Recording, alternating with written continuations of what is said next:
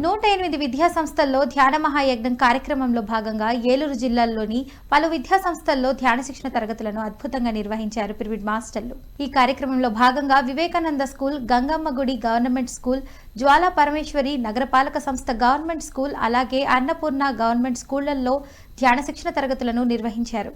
ఈ కార్యక్రమంలో పిరమిడ్ మాస్టర్లు వరలక్ష్మి, ప్రసన్న, పుష్పలు పాల్గొని విద్యార్థులకు ధ్యాన సాధనపై చక్కటి అవగాహన కల్పించారు.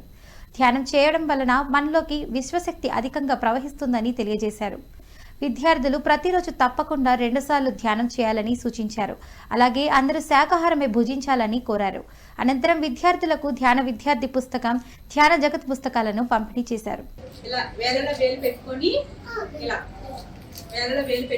కళ్ళు రెండు మూసుకొని శ్వాసని గమనించాలి. బయటికి వస్తున్నట్టు శ్వాస, లోనికి పోతున్నట్టు శ్వాసని గమనిస్తూ ఉంటారు అనమాట.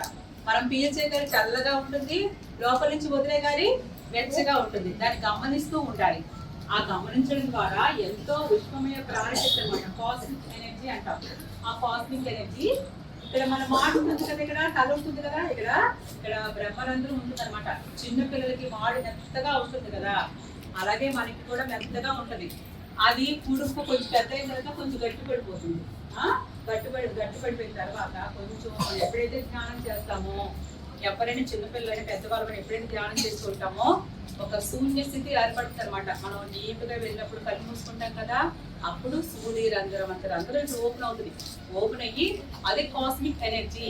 ఆ కాస్మిక్ ఎనర్జీ అనేది ఇక్కడ మన తల భాగంలో